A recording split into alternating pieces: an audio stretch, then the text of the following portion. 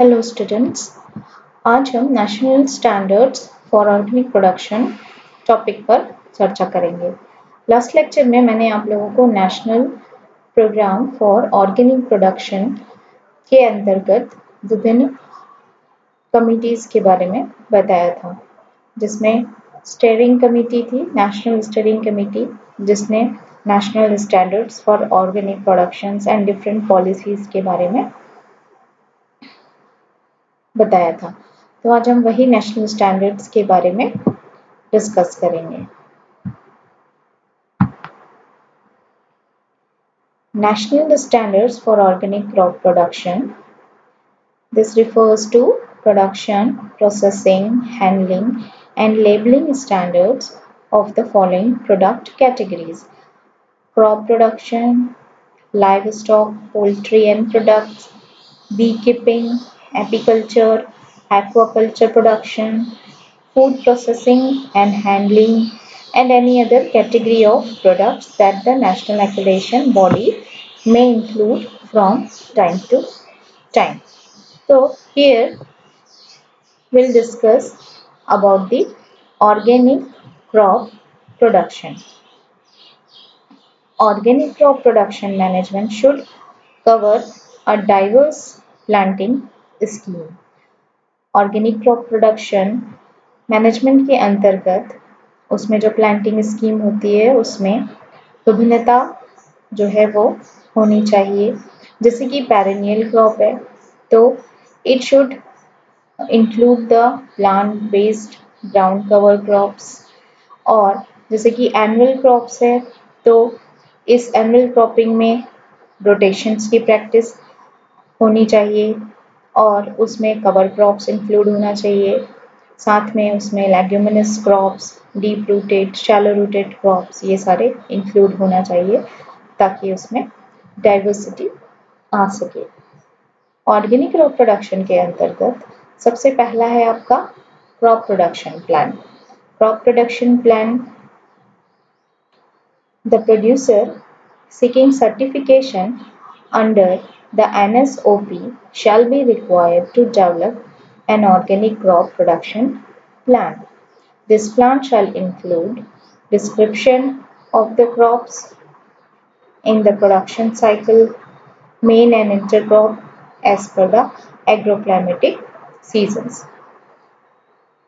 Certification procedure के लिए producer को क्रॉप प्रोडक्शन प्लान बनाना पड़ता है।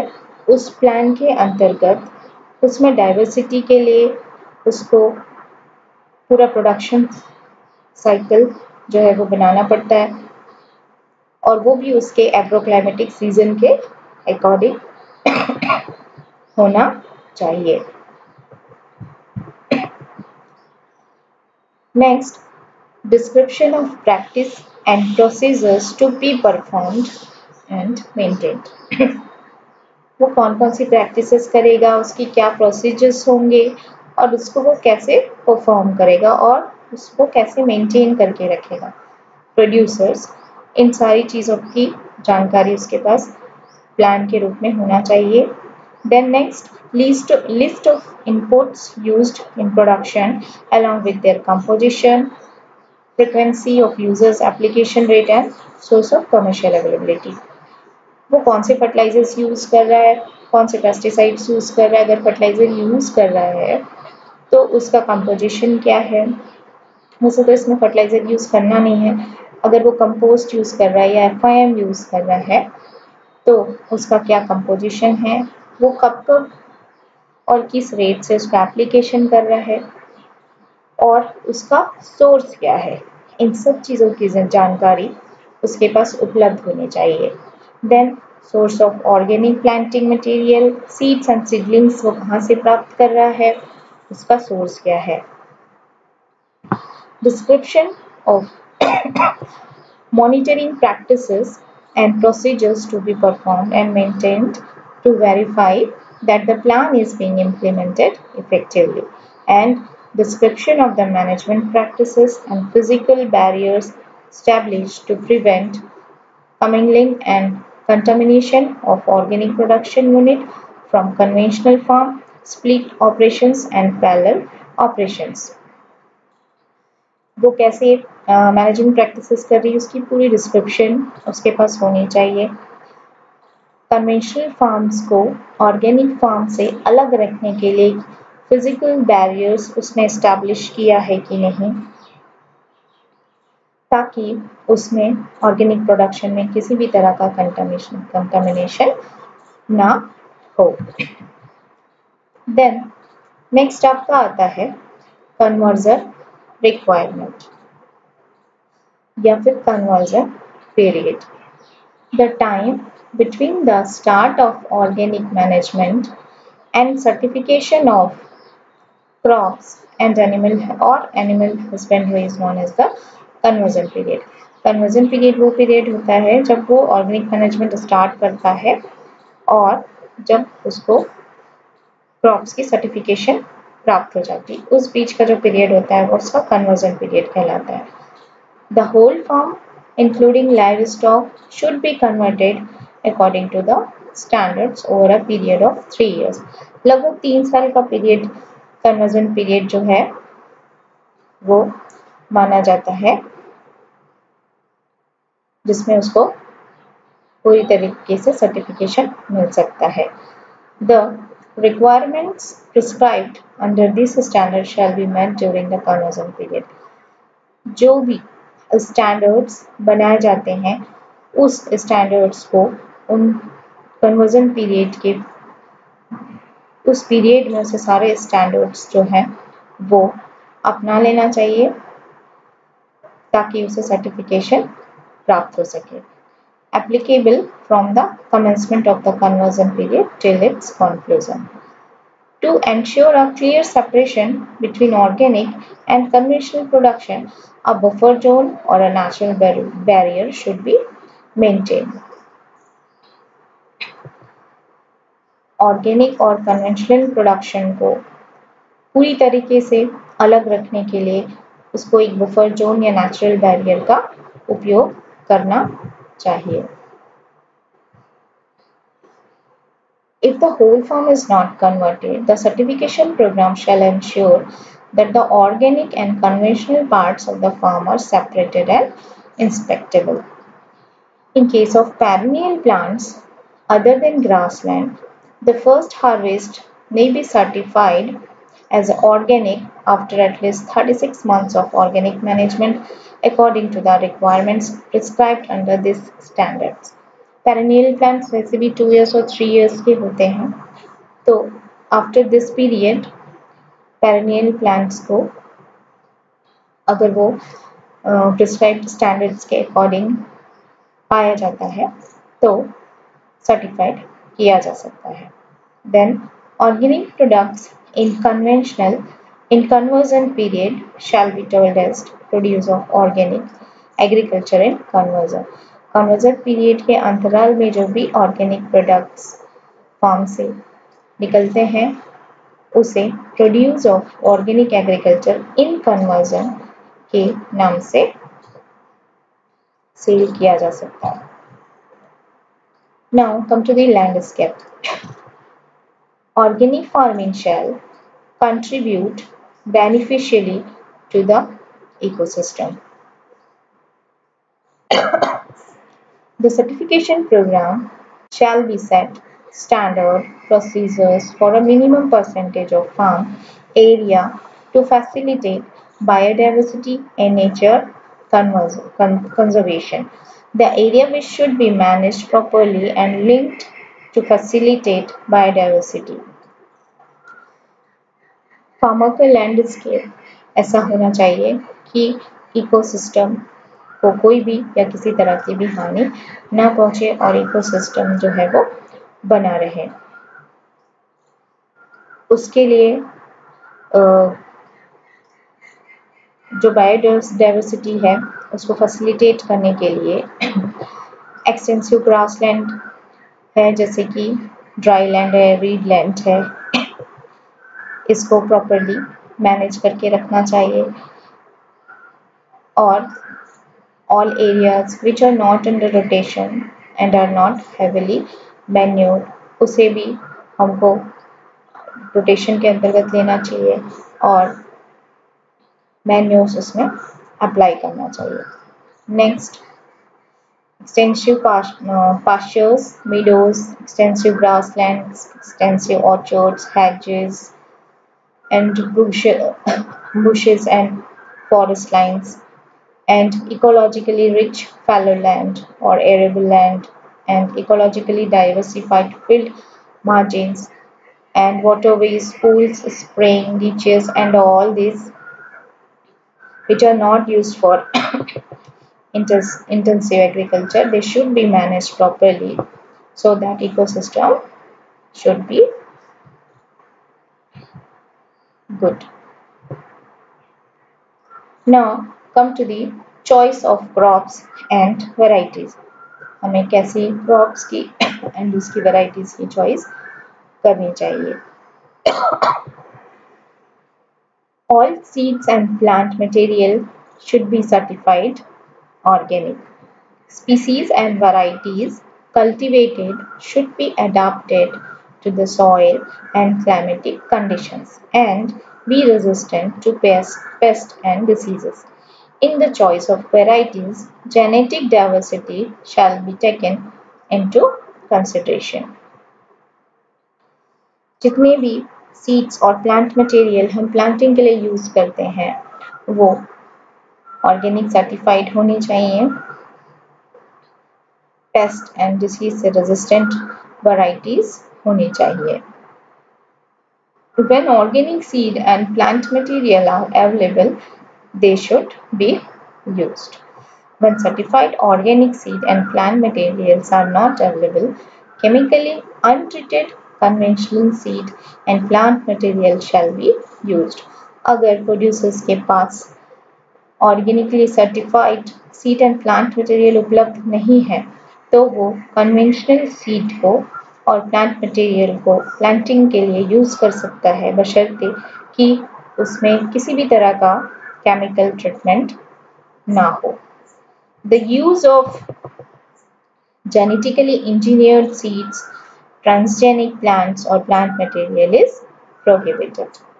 किसी तरह का भी genetically engineered seeds और transgenic plant या plant material को वह उपयोग नहीं कर सकता. Now come to the diversity in crop production and management plan. Diversity in crop production is achieved by a combination of a versatile crop rotation with legumes.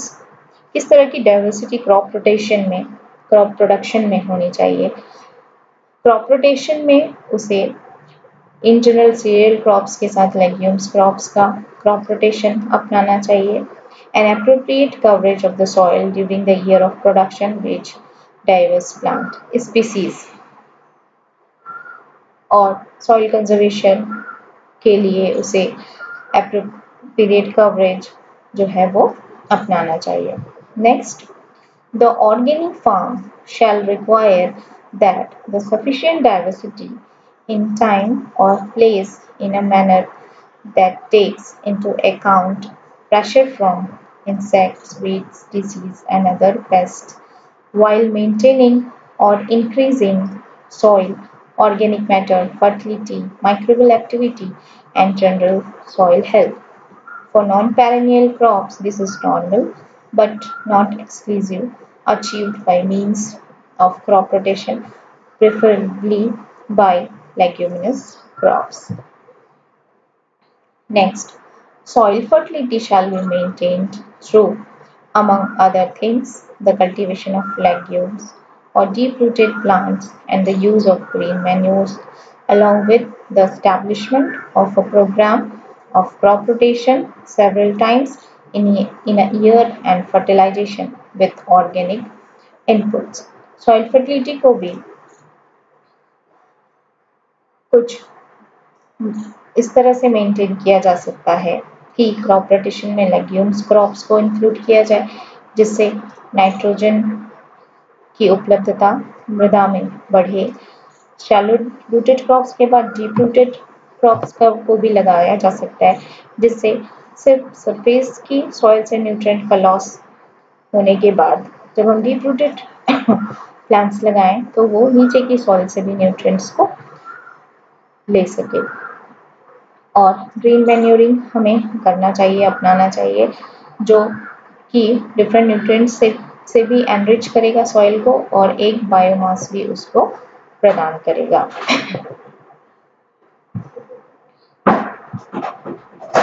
Now come to the nutrient management. Sufficient quantities of biodegradable material of microbial, plant or animal origin produced on organic farms shall form the basis of the nutrient management program to increase or at least maintain its fertility and the biological activity within it. Fertilization management should minimize nutrient losses. Accumulation of heavy metals and other pollutants shall be prevented. बहुत सारे heavy metals होते हैं जैसे कि chromium है, copper है, cobalt है, निकल है, लेड है।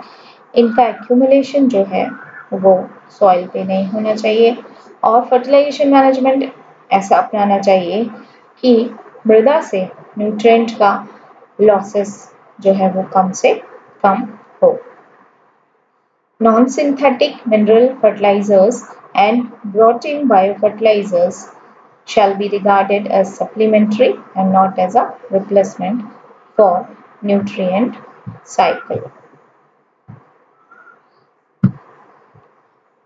Desired pH level shall be maintained in the soil by the producer. जो भी pH levels हैं उसको हमेशा मेंटेन करके रखना चाहिए। pH बहुत अधिक नहीं होना चाहिए, सलाइन अल्कलाइनिटी की तरफ नहीं जाना चाहिए और अधिक एसिडिटी की तरफ भी उसे नहीं जाना चाहिए। The certification program shall set limitations to the total amount of biodegradable material of microbial, plant or animal origin brought onto the farm unit, taking into account local conditions and the specific nature of the crops. The certification program shall set procedures which prevent animal runs from becoming overmanured where there is a risk of pollution. Next, mineral fertilizers shall only be used in a supplementary role to carbon-based materials. Only those organic or mineral fertilizers that are brought into the farm, including potting compost, shall be used when the circumstances demand in accordance with Annexure 1. Annexure 1 हम आगे discuss करेंगे. Permission for use shall only be given when other fertility management practices have been optimized. Manures containing human excreta shall not permitted.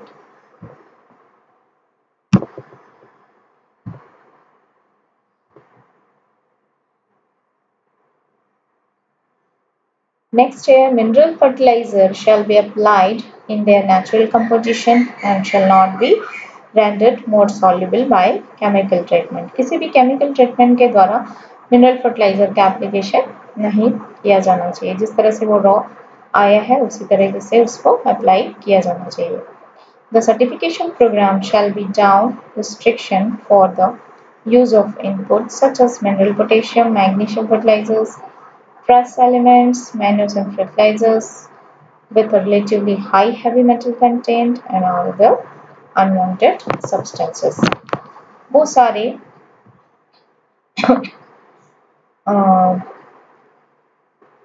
inputs जिसमें heavy metal content या other unwanted substances का concentration ज़्यादा पाया जाएगा उसे application के लिए restrict किया जाता है ताकि pollution से बचा जा सके. All synthetic nitrogenous fertilizers are prohibited. Now come to the Annexure 1. Products for use in fertilizing and soil conditioning. In organic agriculture, the maintenance of soil fertility may be achieved through the recycling of organic material, whose nutrients are made available to crops through the action of soil microorganisms. कहीं पर भी जब हम soil fertility की बात करते हैं तो ऑर्गेनिक फार्मिंग में हमको ज़्यादा से ज़्यादा ऑर्गेनिक मटेरियल का ही यूज़ करना है ताकि वो सॉइल न्यूट्रिएंट से रिच हो सके और उसकी फिजिकल प्रॉपर्टीज़, केमिकल प्रॉपर्टीज़ और बायोलॉजिकल प्रॉपर्टीज़ जो है वो अच्छी बनी रहे और वो कंटिन्यू अच्छी फर्टिलिटी को बना के रखे.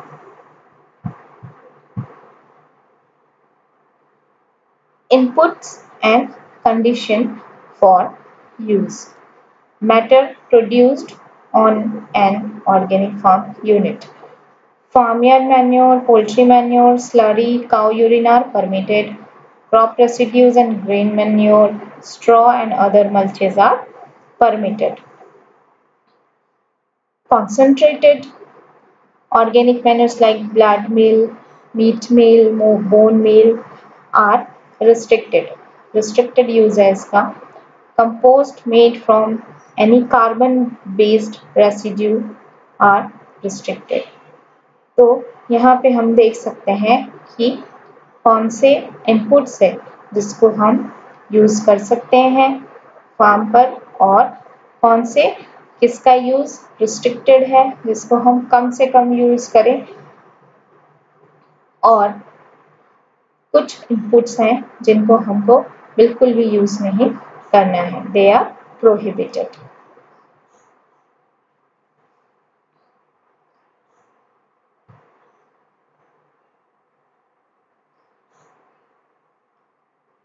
यहाँ भी इनपुट्स के बारे में जानकारी है कि कौन से इनपुट्स प्रोहिबिटेड हैं, कौन से परमिटेड है और कौन से रिस्ट्रिक्टेड है.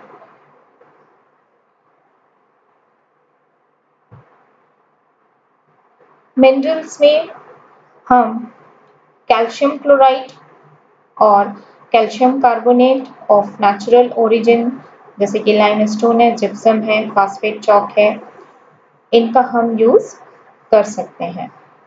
कैल्सिफाइड सीवीड का भी यूज कर सकते हैं. लेकिन basic slag, calcareous and magnesium rock, mineral potassium, natural phosphate और पल्वराइज्ड रॉक का यूज रिस्ट्रिक्टेड है. जैसे यहाँ और डिफरेंट इनपुट्स हैं जिनके बारे में पूरी जानकारी प्रदान की गई है.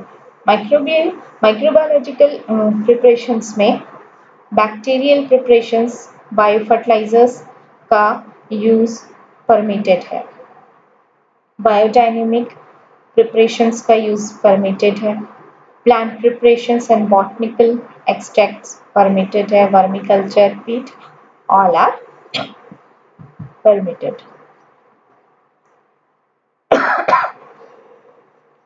अब हम paste, disease and wheat management के क्या स्टैंडर्ड्स हैं. Wheat pest disease shall be controlled through number of preventive cultural techniques which limit their development in a balanced nutrient management program. Suitable rotation, green manures, early and pre-drilling, seedbed preparations, mulching, mechanical control and other disturbance of pest development cycles, इन सब का उपयोग करके हम paste, disease और wheat management को control कर सकते हैं.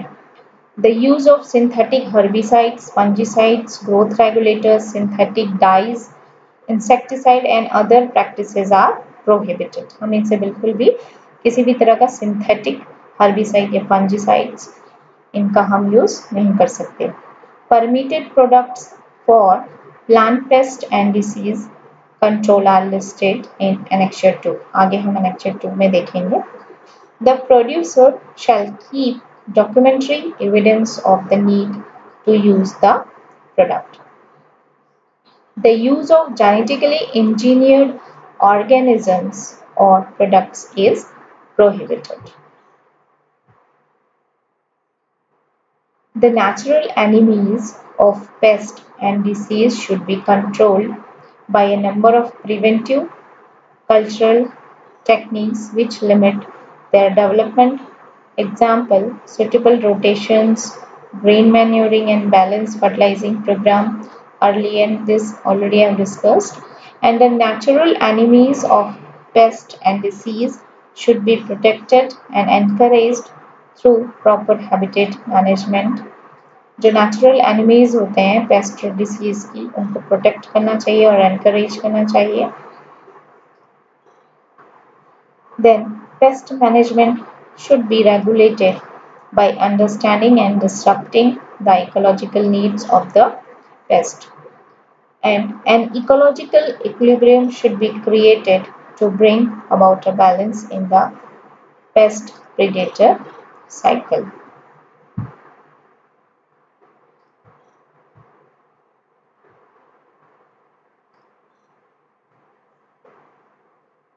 Products used for pest, disease and weed management prepared at the farm from local plants, animals and microorganisms are allowed. वो products जो कि on the farm local plants, animal and microorganisms का use करके बनाया जाता है वो permitted है.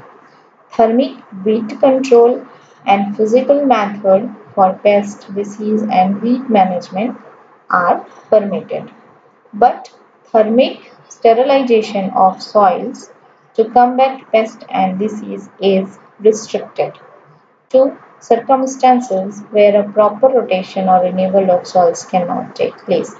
Thermic sterilization is not permitted क्योंकि हो सकता है कि हम thermic sterilization process से जो beneficial microorganisms है उसको भी हम kill कर दें, इसलिए it is restricted. All equipments from conventional farming system shall be properly cleaned and free from residue. हम अगर कन्वेंशनल फार्मिंग में जो भी इक्विपमेंट यूज़ कर रहे हैं अगर हम उसको ऑर्गेनिक फार्म में यूज़ कर रहे हैं तो उसे यूज़ करने से पहले प्रॉपरली क्लीन करना है और उसमें किसी भी तरह का रेसिड्यूज जो हो तो उसे क्लीन करने के बाद ही यूज़ करना चाहिए. The use of synthetic herbicide, fungicides, insecticides are prohibited. The use of synthetic growth regulators and synthetic dyes are prohibited. The use of genetically engineered organisms are prohibited.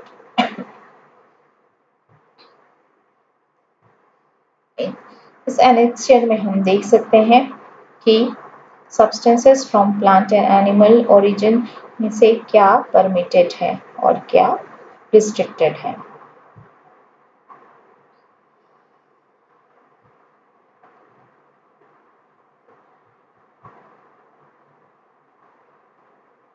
इस टेबल में भी हम देख सकते हैं कि क्या prohibited है, कौन सा restricted use है और कौन सा permitted है. Now, contamination control. All relevant measures should be taken to minimize contamination from outside and from within the farm. Accumulation of heavy metals and other pollutants should be limited. जिसे हम पहले भी fertiliser या compost का जो use कर रहे थे मिनरल फर्टिलाइजर्स का उसमें अधिक हेवी मेटल्स का यूज़ नहीं होना चाहिए. कन्वेंशनल फॉर्म के कंटामिनेशन जो है वो ऑर्गेनिक फॉर्म्स में नहीं होना चाहिए.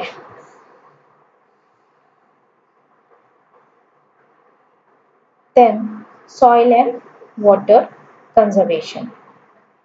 Soil and water resources should be handled in a sustainable manner. Relevant measures should be taken to prevent erosion, salinization of soils, excessive and improper use of water and the pollution of ground and surface water.